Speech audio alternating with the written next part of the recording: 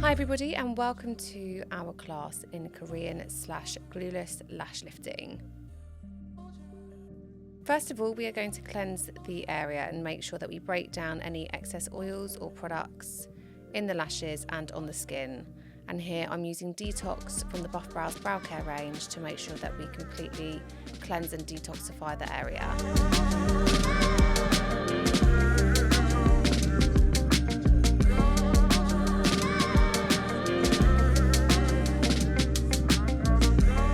I like to really work along the eyelid with a disposable wand, especially on the inner corners, to make sure that the skin is completely clear.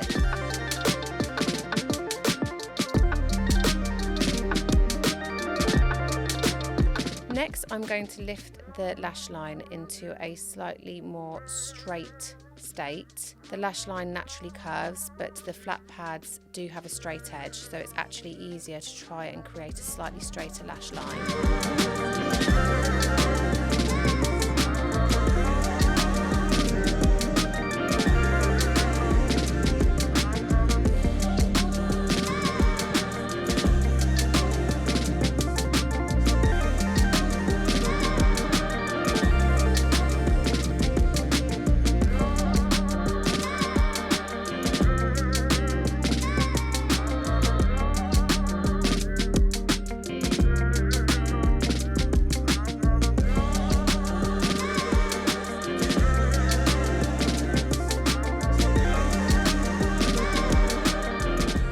So you want to make sure that your tape is actually only in contact with that lower half of the lid in order to get the lift you're looking for.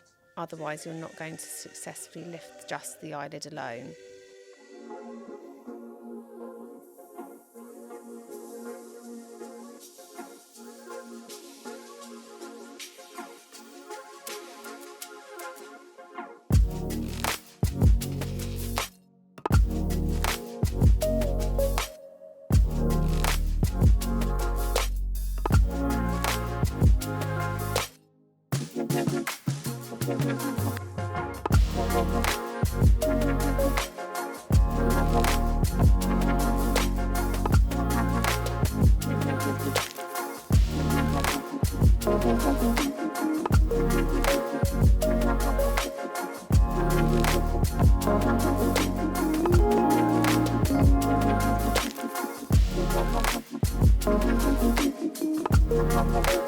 The next step is to attach your flat lash pad, and it should lie flush to the lash line. With this client, I'm actually using our glue balm to adhere the lashes to the flat pad. This can make it easier for some artists. A balm is a lot more gentle than a typical glue.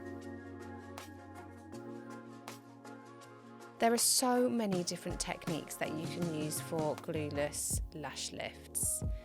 You can relax the lashes downwards onto an under eye pad and then lift them up onto a shield. You can glue the lashes up onto a flat pad like what I've done here before applying. Or you can wrap the lashes onto the flat pad with step 1 mixed with a thickening agent to help those lashes seal to the flat pad without the use of a balm, which actually is my preferred technique. But I want to show you so many different techniques on this channel so that you can choose the one that works best for you, and you may change your technique from time to time.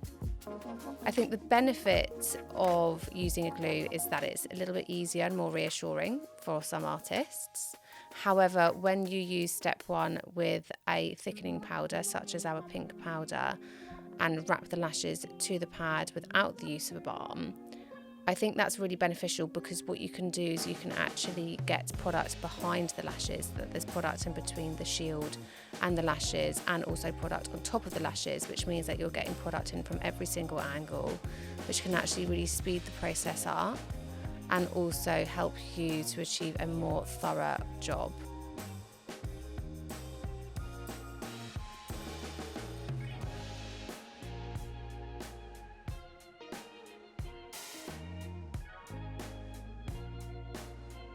It's also quicker doing it that way, whereas when you do use a balm, it does increase your treatment time.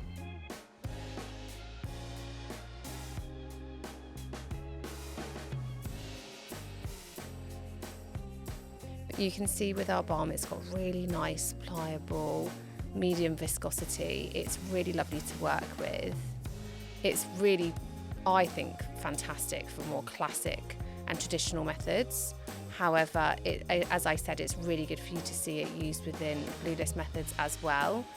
What I would say is that you really don't want to use too much of it, because it can create, any glue can do this, but it can create just a little bit of mess towards the end, where it can become a little bit grainy. So you want to really watch how much glue you are using.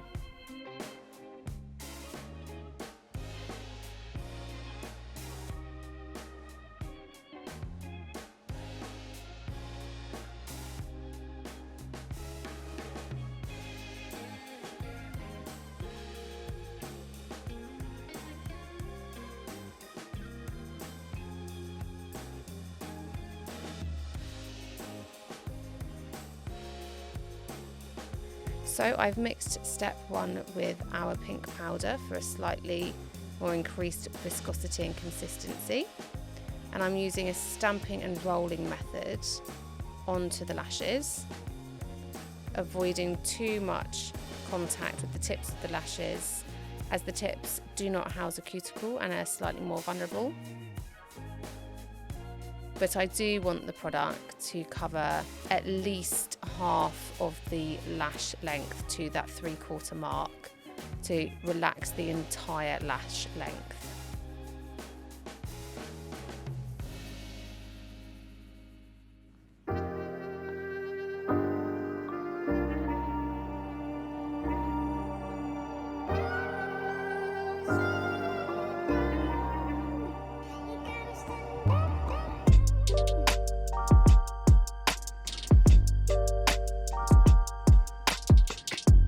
I would advise you to leave around 1 millimetre gap from product to waterline, because what we're going to do is we're going to apply a cling film, and we are actually going to push the product a little bit more into the lashes, like so, and it just gives you a little bit of leeway so that the product doesn't seep into the eyes.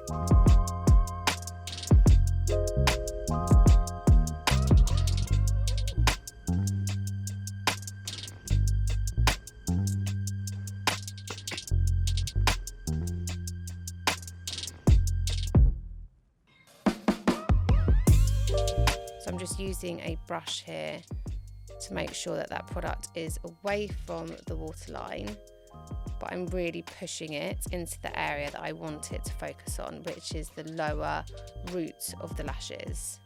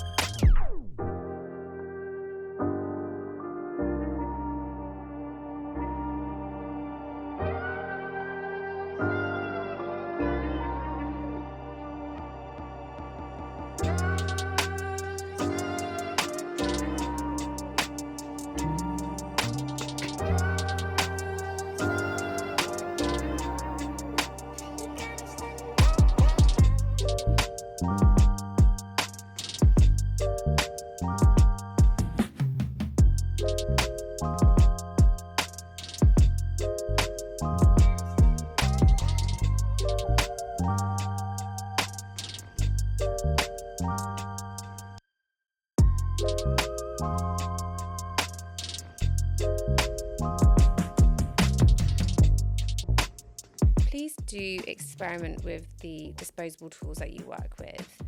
I think it's really important to find what you're comfortable with working. Here I've just used a really small pick, but you can also use slightly longer brushes, and I do think, again, it's just about finding what's most comfortable for you.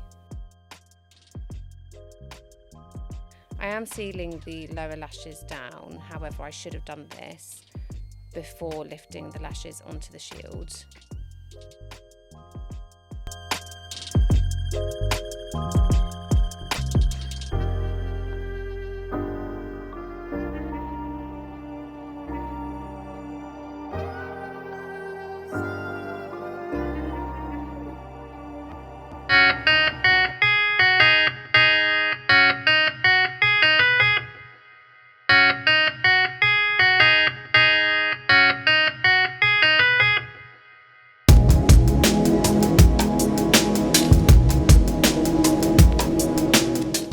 So I'm just doing a check.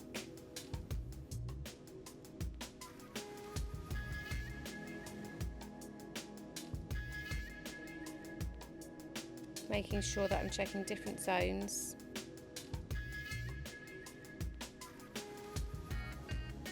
The bend in the lashes is more of a U bend, and what I'm really looking for is a V bend.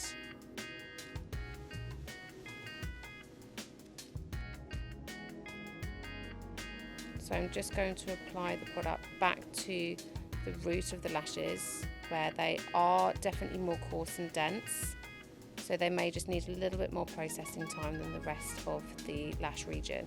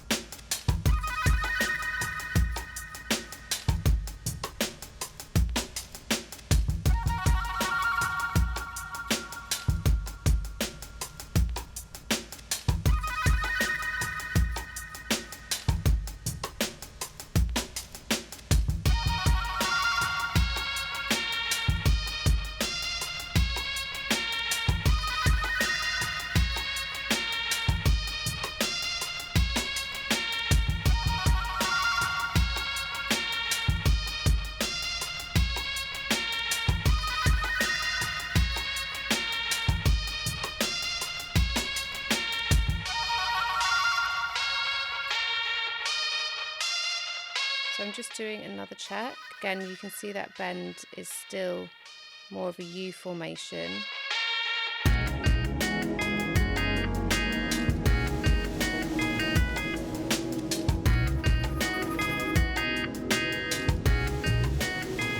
These lashes are quite stubborn and coarse. What I would say is that I think using a little bit more product from the beginning for these lashes would have been a little bit more beneficial. So being quite generous from the beginning would save you a little bit more time, I think. It's really important that you do use enough product, and I would say that I've been a little bit cautious with the amount of product I've been using, but I think it's absolutely fine to use that bit more. And again, that's the benefit of not wrapping the lashes onto the shield with a balm, and actually applying product to the shield before lifting the lashes onto the shield, so that you get product coming in from every angle. That visual assessment though is something that you do really need to practice and perfect. We need to use manufacturer guidelines as a guideline only, but that visual assessment of being able to understand whether your client's hairs have relaxed is super crucial, because we cannot rely on guidelines alone. So regular checks are absolutely fine to do, and I would encourage you to do as many regular checks as you feel comfortable with to avoid over processing.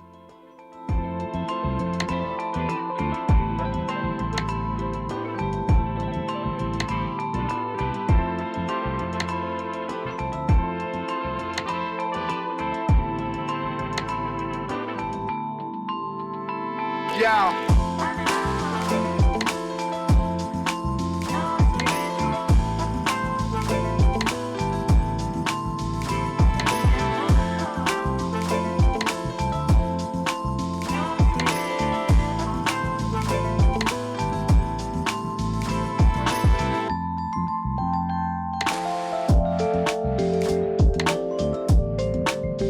Once you do your final visual assessment and you are happy that the bend in the lashes is quite a sharp V bend, then it's time to take your products off.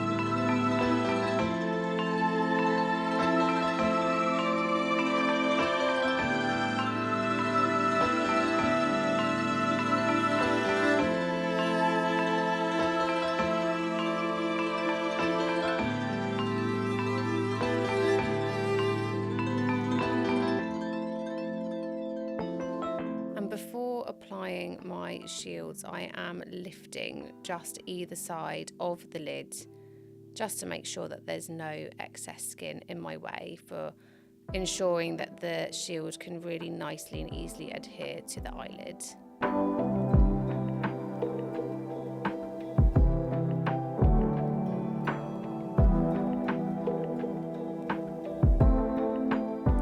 I'm using the Buff Lashes Teardrop Shields, which is a lovely universal shield that works for every single eyelid and lash direction and type. And I'm going for a medium large. If I was doing a classic lift, I would have gone for just a medium. However, I always size up with Glueless and Korean techniques because the lift can be so dramatic.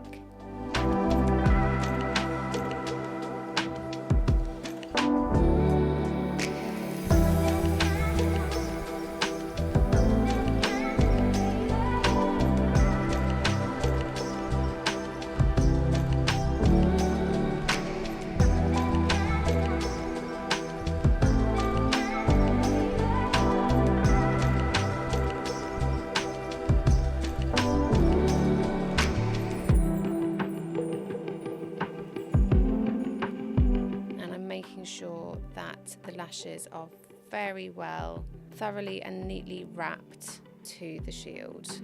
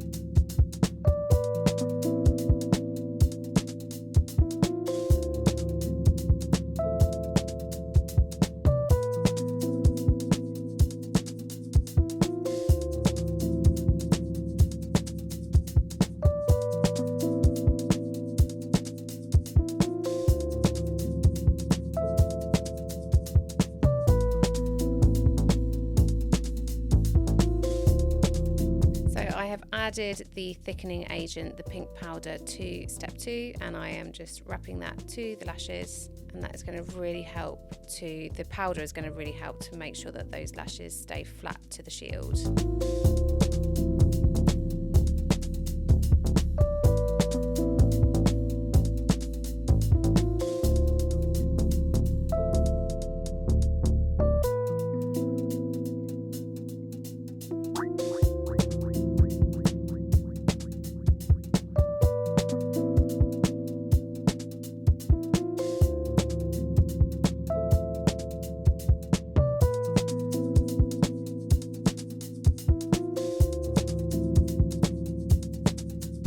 You do need to check what your manufacturer has advised. This system is the Buff Browz Cysteamine system, and the step 2 timings mirror the timings that we used for step 1.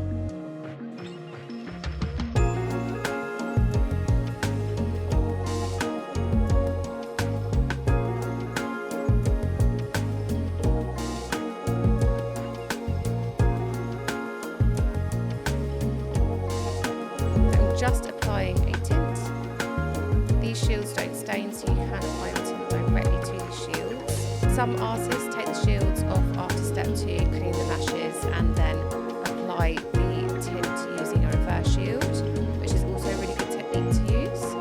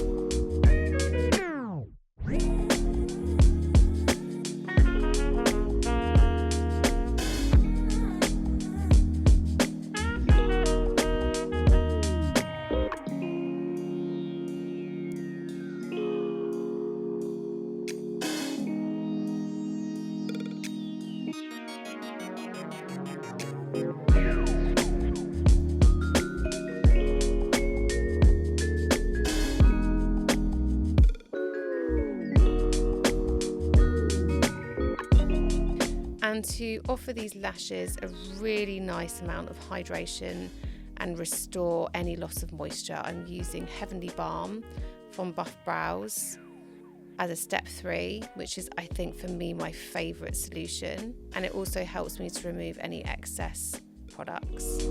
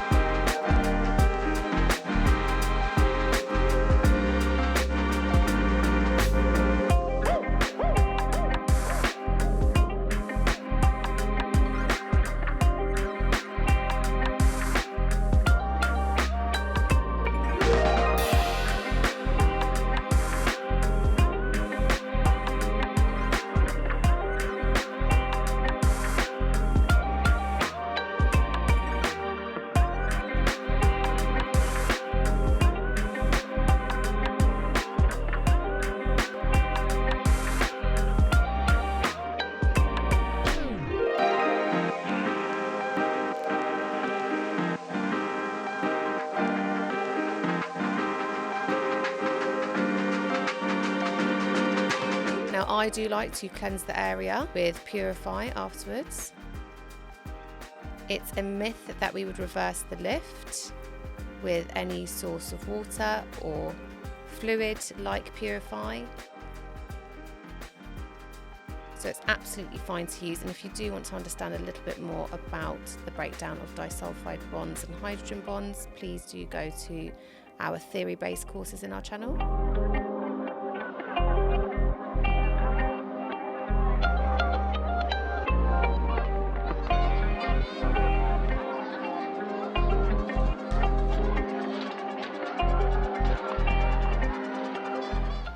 So I'm just drying the area out to restore any broken hydrogen bonds so that we see the results of the restructuring of the disulfide bonds only. Brushing the lashes up into shape.